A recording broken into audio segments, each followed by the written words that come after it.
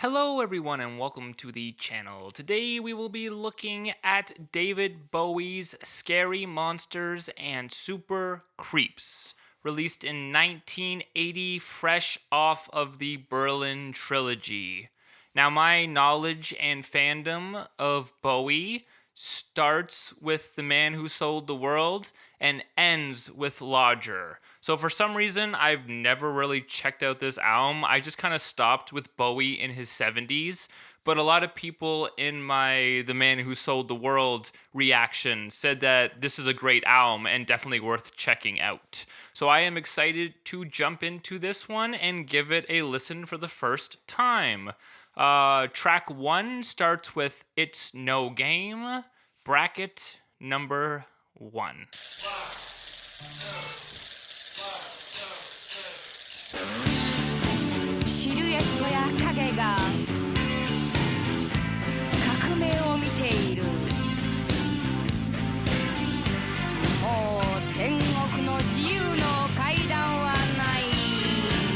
Japanese, maybe?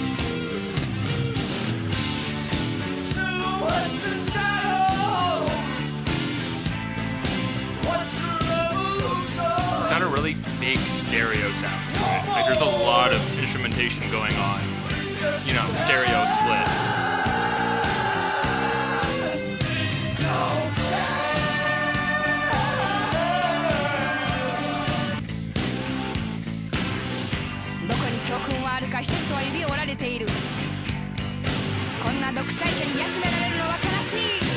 It's definitely a cool intro, and like from what I remember from Lodger, very different.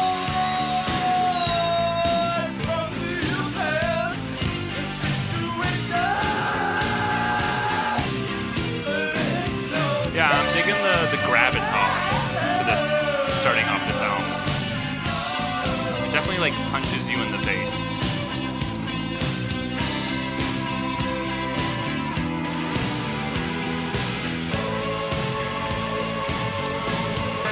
Into pieces. Draw the blinds on yesterday, and it's all so much scarier. Put a bullet in my brain, and it makes all the pain. I like his delivery on this. That verse especially sounded like somebody. I can't think of who. But in my head, it's definitely after Bowie.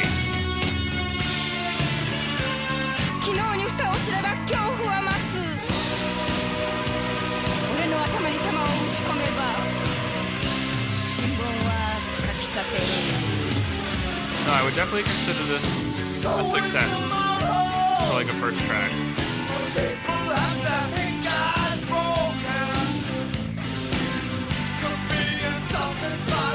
It definitely has a good like bounce to it, vibe.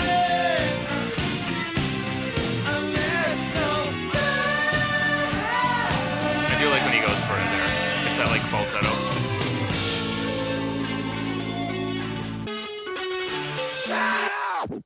And that was track 1. It's No Game, brackets number 1. And I think this one definitely brought intensity to it. It was very bombastic. It was very loud. And coming off of Lodger and what I remember, maybe not what I would expect to hear, but I definitely dug it.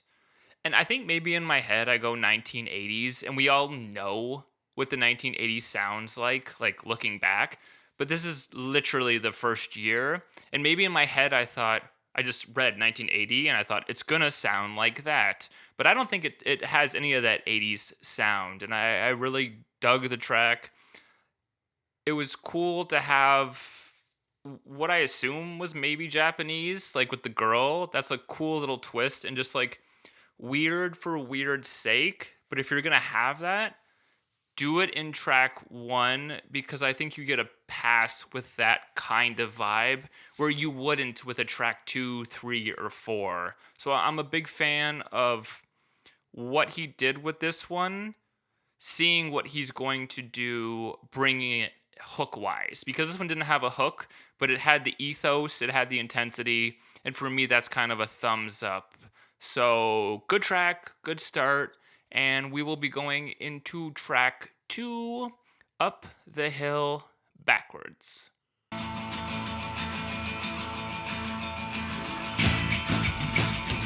Yeah. This is like a skiffly, like very bouncy acoustic song. I like this. Forceful, again. Very forceful.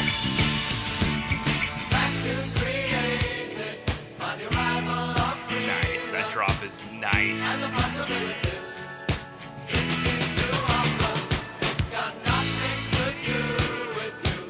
Yeah, this is already fire. This is a great song. Turn it up a little bit.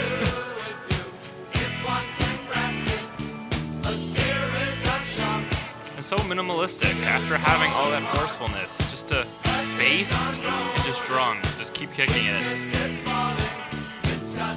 I love all the vocals. The vocals sound amazing. It just creates such like a great landscape of space.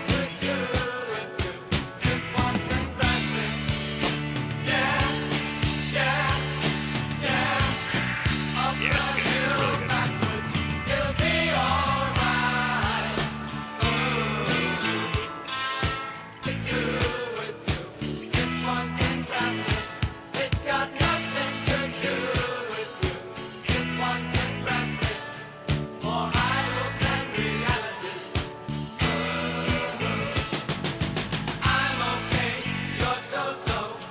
really good. That's a great lyric. That's really funny.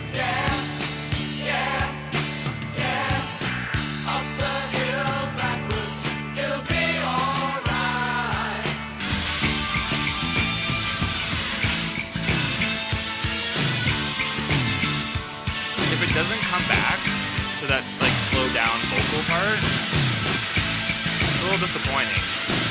Because this is 3 minutes and 15 seconds. This could be a much longer song, and I'd be down for it. But maybe that's part of the beauty of something like this, where it leaves you wanting more. Dang, I just kind of want to listen to that one again. I'm not gonna lie. That was awesome. And that was track two, Up the Hill Backwards, and this is a great song. See, I was always like the 70s Bowie stuff. This song alone is like a reason to listen to this. I love this song. This is so catchy. This is the first 45 seconds of this. I was like, oh, this is like a great song playlist. This is like one of those like very, very good David Bowie songs. And I got it like immediately. I think it was clever. I think it was cool. I think it's a little different than what we've gotten, just with the space. I loved how minimalistic it was, and what a focus it was on Bowie's voice. Not just his individual singing voice, but like how they kept adding different vocal takes. Like there's a lot of vocal takes in that song, which is something that I don't really view him as a huge like overdub, voices and voices and voices. He's more just kind of like, let's get me in there and then have instrumentation. But I love how different it was and how soothing this song was. It was such a vibe, and the second everything dropped out, you immediately get it. So I'm a huge fan of that song. I already am happy I did this album for this song, because this is one of those ones where you're like, yep, okay, yep. I'm gonna go for like a walk or something and listen to it right now. But we gotta keep on with this album, and we will be going into the title track, which is track 3, Scary Monsters and Super Creeps. It's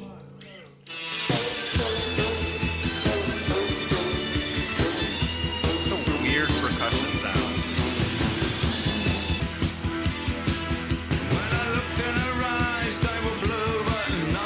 See, this feels more like the 80s Bowie sound. From like, Let's Dance or whatever. This is kind of what I was thinking. She opened strange doors that we never close again. It's a good choice to call this Scary Monsters. Yeah, the music sounds unnerving. I don't know why that is, it just does. It feels like a horror movie kind of vibe.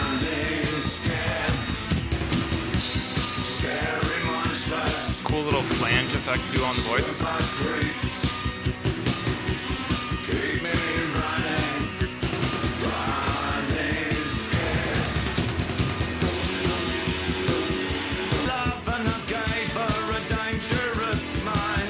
This is definitely the opposite of the last track, though. This is all just so much happening.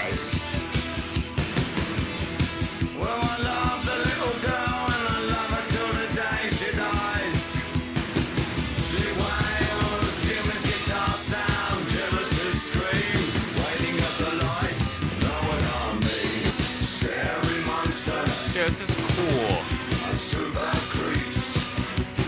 I don't know if I love it as much as the first two songs, but yeah, this is solid.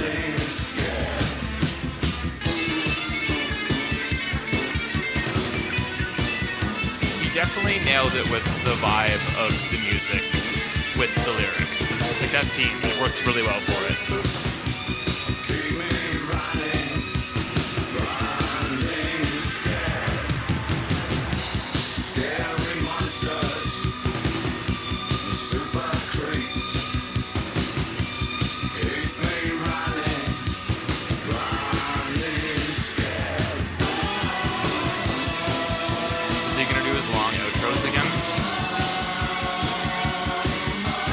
Don't change in 10 years.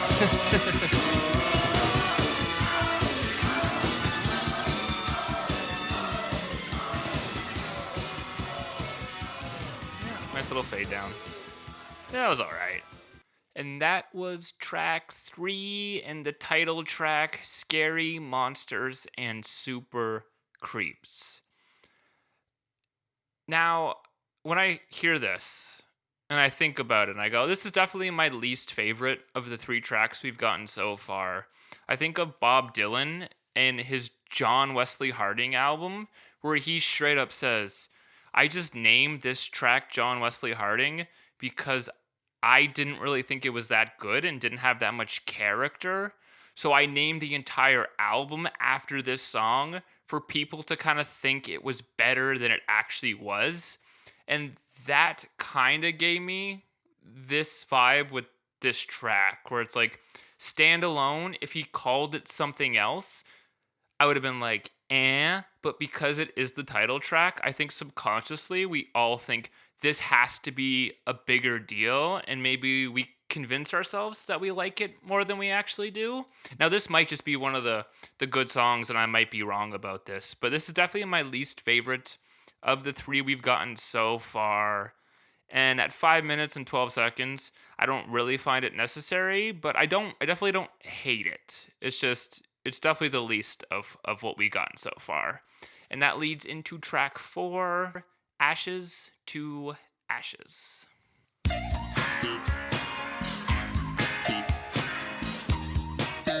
This is a good weird rhythm too. The bass sounds amazing on this. That really stands out a lot. Holy. Do you remember Agatha's being good melody. such another song? I've heard a rumor from ground He's so much control. more forward in the Don't mix. say it's true. He's like right here. They You got can a feel him. message from the action man. I'm happy, hope you're happy too. Yeah, this is good. This is good. I've loved all of needed love. Saw the details fall away. The shrieking when nothing is killing. Just Yeah, this has this like epicness to it. This is definitely like a single type song. Ashes to ash and funk to funk.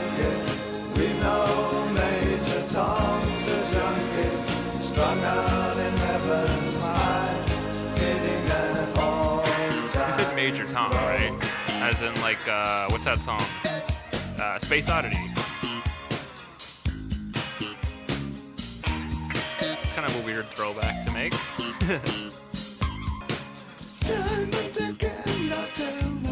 I love the start of his verses. It's so catchy and just, yeah, so easily digestible. Yeah, this is a great song. This is definitely a single. no smoking pistol. I've never done good things. I love how they bring it in with like the synth, the textured sync stereo. Yeah, so this is a wonderfully designed track, like production-wise. There's fun to funk it. We know Major Tom's a junkie. So funny. Strung out in heaven's high. I want to. There's so much to take in the first time you listen that the lyrics kind of go last. I wonder if the whole song is based around this Major Tom character and like finishes that story or not. Definitely have to check it out on like releases.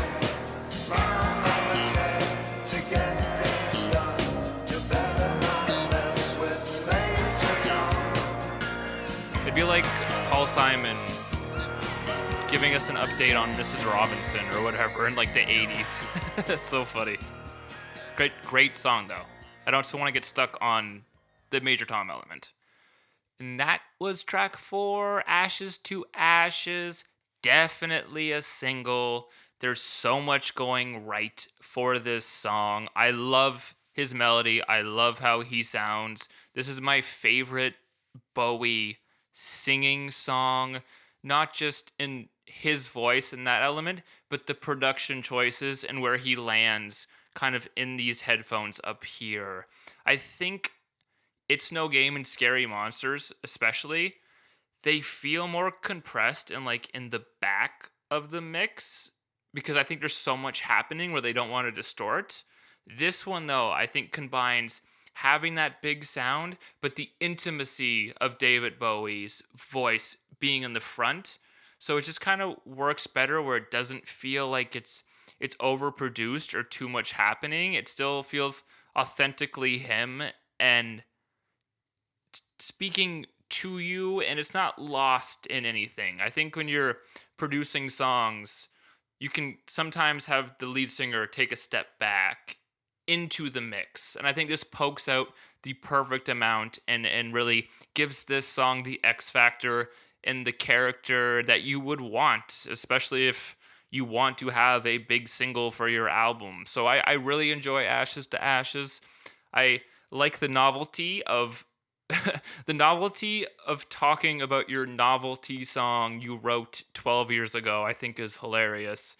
But outside of that, it's a great song, and with Up the Hill Backwards, my 2 favorite songs we've gotten so far. And that leads into the final track of the first side, which is Fashion. I am appreciating the weird little tricks he's doing to start off his album. It's just like a little click track thing you got going on the side.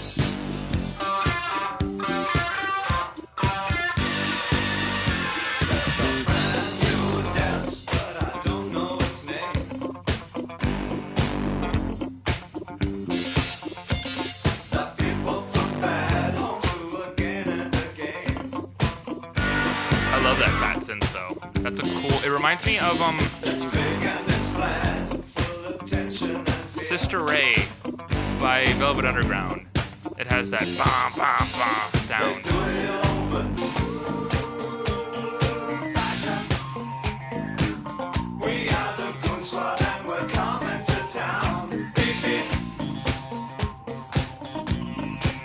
The guitar in the right headphone. Ooh.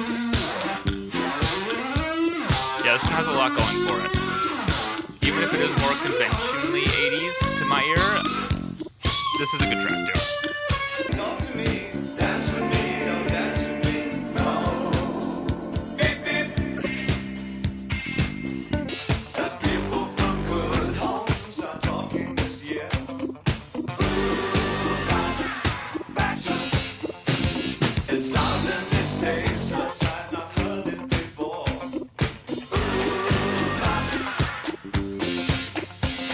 You shout it while you're dancing on the dance floor. Fashion. We are the Goon Squad and we're coming But to it town. does feel very light-hearted. Like it turn to the left, turn to the right, the beep beep. I definitely don't mean that in a bad way. I kind of enjoy the sarcastic take, but it definitely does feel like there's a lot of levity and fun happening when he made this song. Listen to me, don't listen to me. Talk to me, don't talk to me. Dance with me, don't dance with me. No. Beep, beep.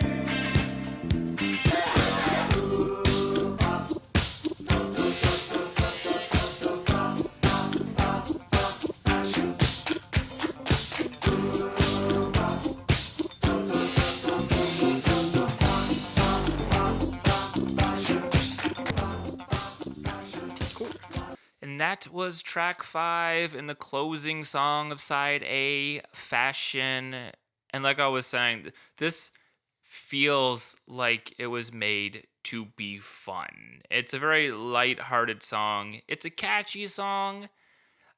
I don't think it's trying to be the greatest thing ever written, but not everything needs to be the greatest thing ever written. And I think this has a place on this album and in the vibe of what we've gotten so far.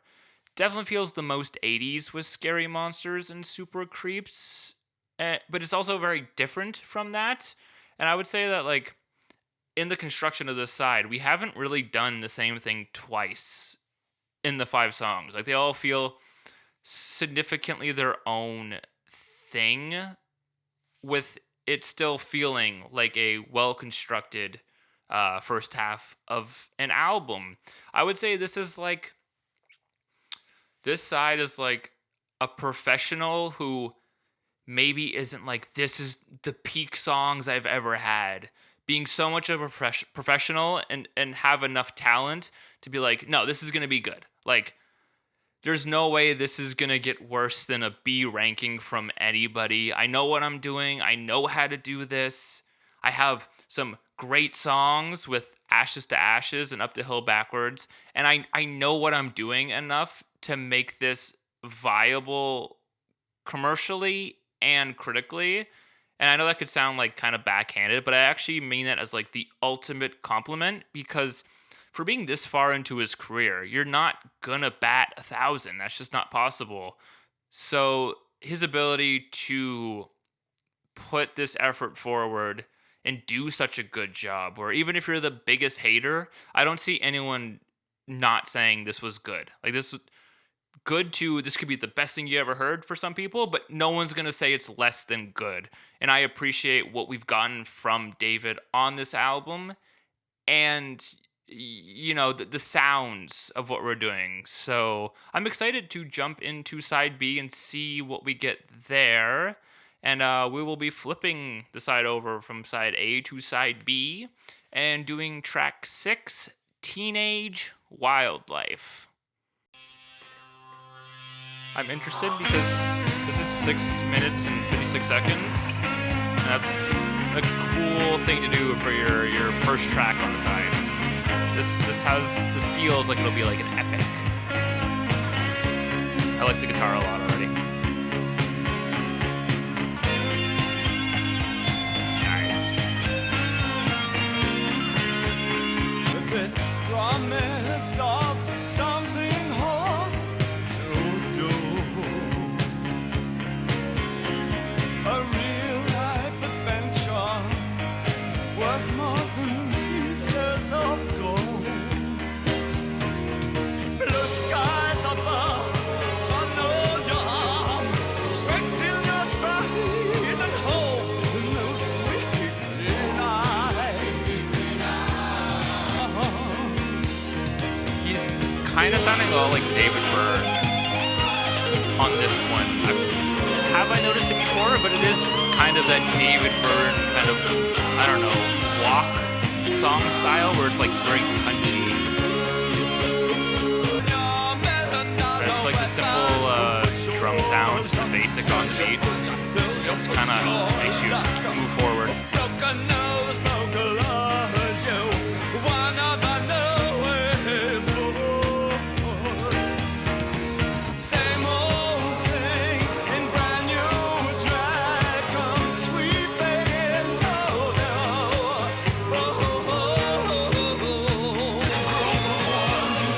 definitely bought into this.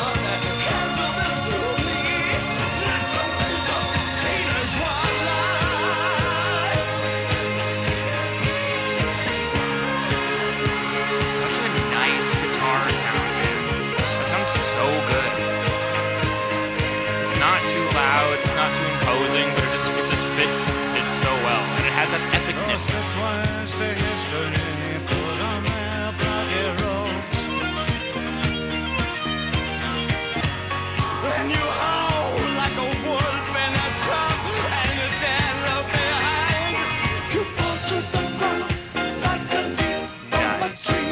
Cool little change. Because this has been just go, go, go, and this is the first time where it's like, ooh, this is different.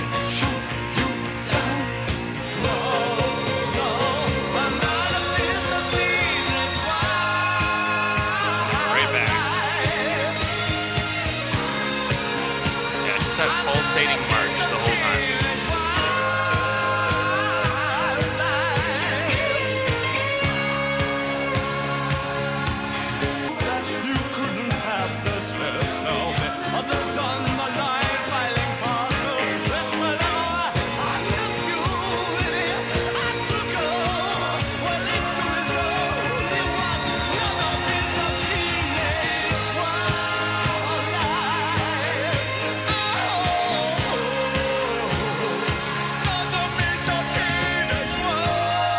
Yeah, this is cool. I like this a lot.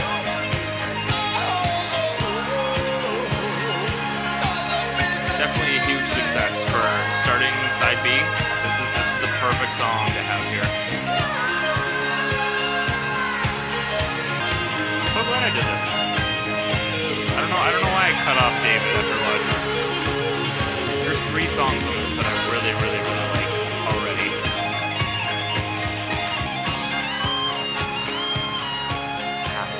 Half the songs I'm like, oh yeah, this is so good. And that was track 6, Teenage Wildlife, and that is a great way to start off your side, your almost 7-minute epic. I love how it builds. I was saying early on, it's like there's no chorus or anything, but the vibe of it just kept it going, and it could have just been that, and it could have been okay, but I think with the addition of Teenage Wildlife and that epicness and that theme and idea works so well with the material I had gotten up to that point that it does help. It does help with the epicness, and it doesn't make it this boring song. Like, you get an emotional payoff and like feel that you're like, we finally got to the Teenage Wildlife part. Like, it's a celebration rather than a, oh, we finally did it. Okay, that's fine. It's like, no, we earned this, and I love this track, and I don't know if I love it more than Ashes to Ashes or Up the Hill Backwards, but it's definitely one of those songs, and it's not just within the album I'll listen to it. I will just put this on and listen to it. So huge success, great way to start your side. Fashion was kind of a silly song, and to finish the last side, and this is one that just gets you right back in the mood and excited for what we're going to be doing on this side. So big success, big fan, and let's jump into track 7, Scream Like a Baby. Baby.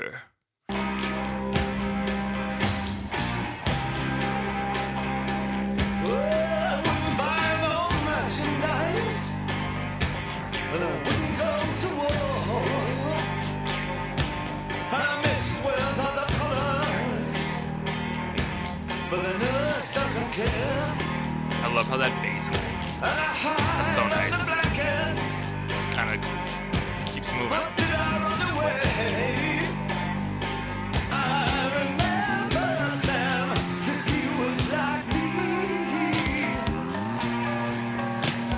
Or just drop it off a cliff. You have all this momentum and you go weird. Nice. Okay, so it's like the verse with the going, and then the pre-chorus was the drop into the chorus. That's like songwriting 101. I wish the chorus had a bit more weight to it too, a bit more gravitas. Blindfolded chains and stopped on us. love when they pick it up even more. I think it's just the drums. They're just doing more at this point.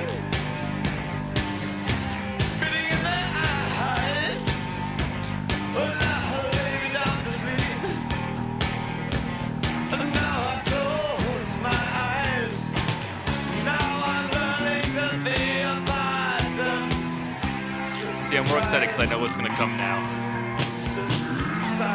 Of course.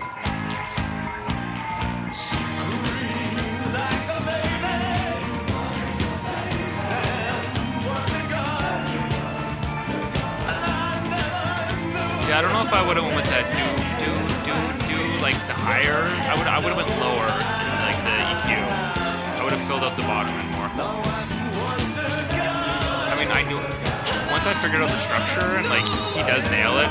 There's not a universe where I would dislike this song, and that is how my music ear works and what I like in music. So this is right up my alley. And that was track 7, Scream Like a Baby. I love it based on the structure. I think it had enough going for it.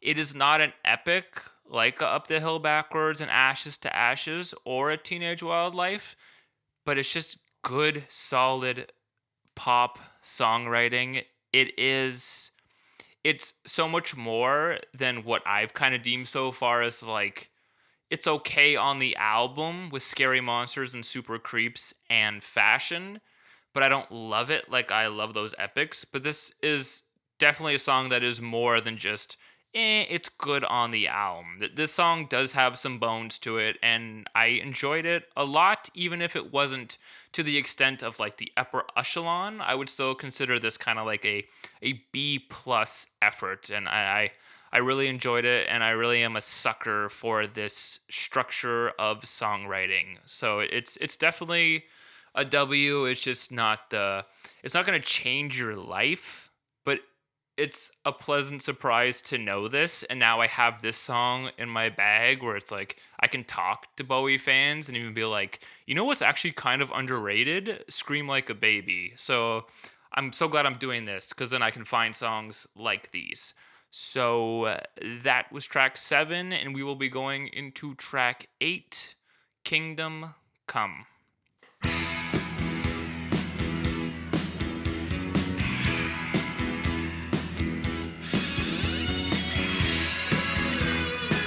See, this has that kind of like rocker sound to it too. It's that kind of momentum building.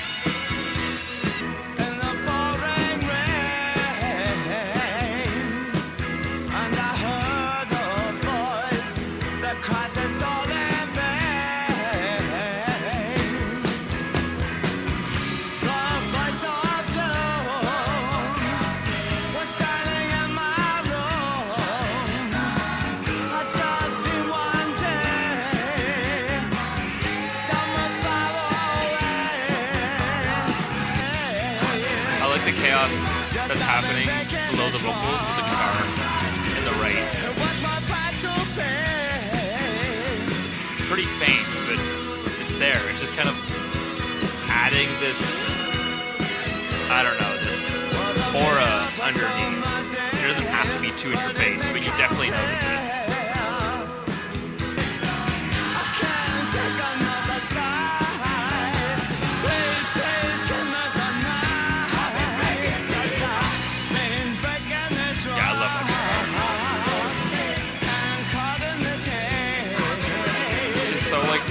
Chaotic and distorted on an album that has sounded so nice, and I just love that little element to it.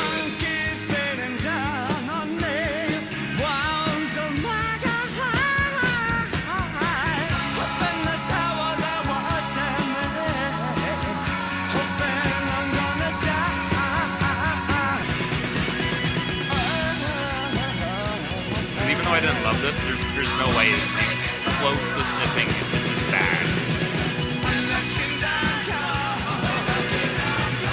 Was that long? Wow, okay. I thought this was like a 2-minute song. It's almost 3:45. Wow, that's crazy. And that was track 8, Kingdom Come. And even though it is the worst song we've gotten on side B, how bad can it be when it's David Bowie? There's still things to enjoy. My favorite part was that guitar in the chorus. I just think that was such a cool sound, and like, because everything's been so pristine and so well produced, it was nice to have a little bit of chaos involved in that. It was a nice little touch, and I really appreciate it. I don't think this album is too overproduced, but it's definitely well produced, and I enjoyed that part in this song. And it's David Bowie writing a song that it doesn't sound 80s like a Scary Monsters or a Fashion, but it was something that didn't speak to me like a Scream Like a Baby. But it was still a solid effort and a great album listen. And that leads into track 9, Because You're Young.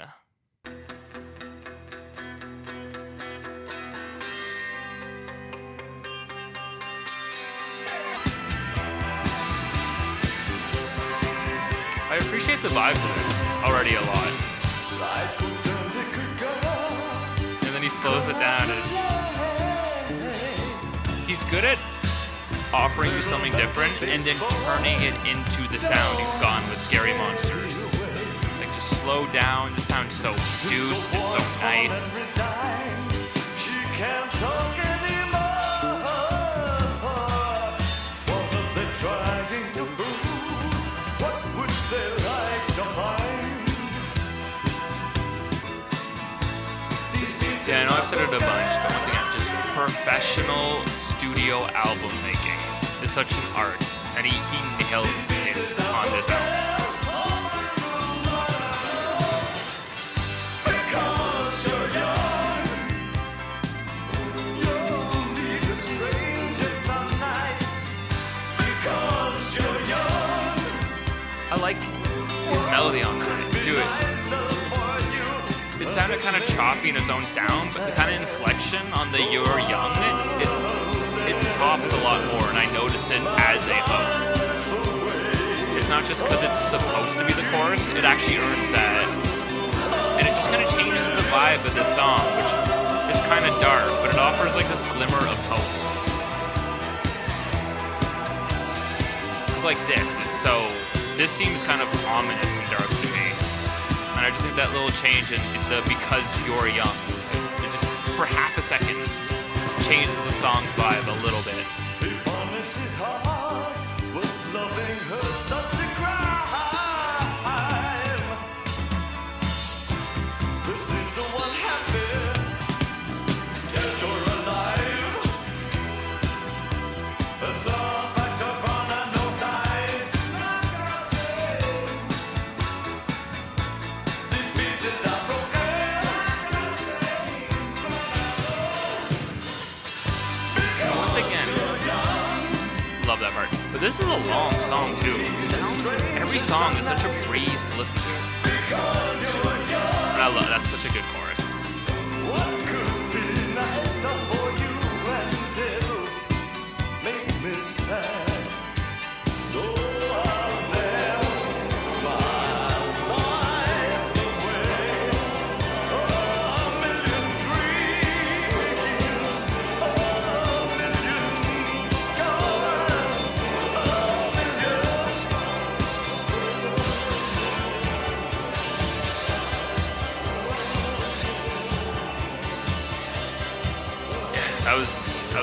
That's a good chorus. And that was track 9, Because You're Young. And I think the song itself is just a solid effort. It's a solid tune. You think you know what it's gonna be, and then that chorus just kind of changes it. And you're like, oh, like I was feeling kind of like one way, and then it's like, oh, is this like a celebration? Like, what is this feeling? I don't know if it's good or bad, but there's definitely something that happens with the way he attacks the "Because You're Young" that just you notice it, and it changes the mood ever so slightly, and you're just like, oh wait, okay, and then you're back into it for the verse. So that, I think that helps a song of this length at 450. it's a breeze and it goes by so quickly because it is effectively able to change what you've gotten. So you listen to the song for a minute 30, hear that part, and then it becomes this new song again. So you're like, oh man, like, okay, I'm totally back into this and I'm invested, and any potential ear fatigue is gone on that. So great effort. I enjoy it at a level like a Scream Like a Baby. They're two different songs and how they do it, but they're very similar of that like B plus. This is a good song. It's not one of the epics, but it's a great effort and it makes me appreciate this album more and more. And I didn't think I would like this album as much as I have, but this has been such a breeze to listen to, and it's such a good album. And let's get into that in a little bit because we have track 10. It's No Game number 2. 2. Silhouettes and shadows. Watch the revolution. I don't mind the bookmarking of Three an album steps to heaven. where it's like that similar track 1, track 10, or like the last track. I know some people think it's kind of lazy, but I think it's a cool way to give the album a hug Heaven or and have the heart. opening and the closing. Just big heads and drums, full speed and pagan, and it's no game. So where's the moral? People have their fingers broken. To be insulted by these fascists is so degrading. And it's no game.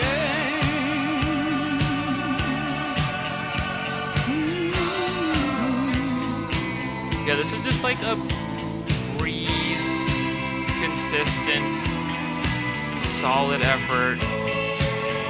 I'm not going to expect any huge changes to it or anything. This is just, yeah. Documenters on refugees. Here's this good song. I know what I'm doing. I'm David Bowie. Check out this song. I'm sure you'll like Throw a it. rock against the road, and it breaks into pieces. I think I'm going to have to listen to track 1 before I get my thoughts on this one. Just to like refresh. Because it sounds the same, right? Obviously, there's no woman in a different language, but the vibe seems true to the first track. And it's no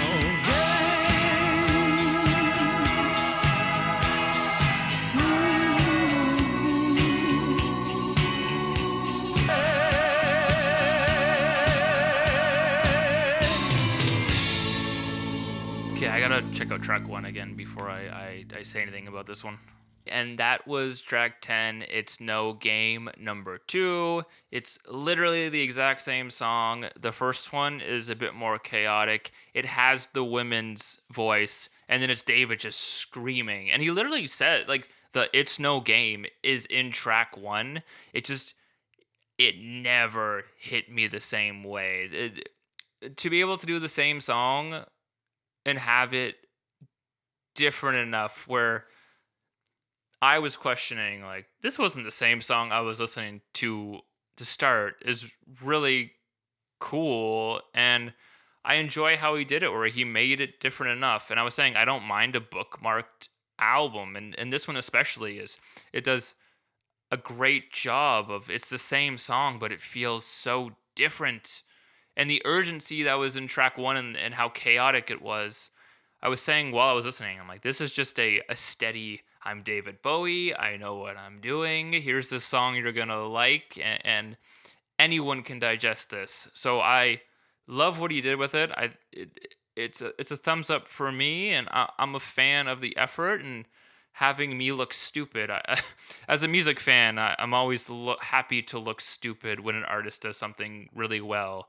So I appreciated that, and I think side B, you could convince me is as good as side A. I think this is just a complete album, which I guess we can talk about in the outro.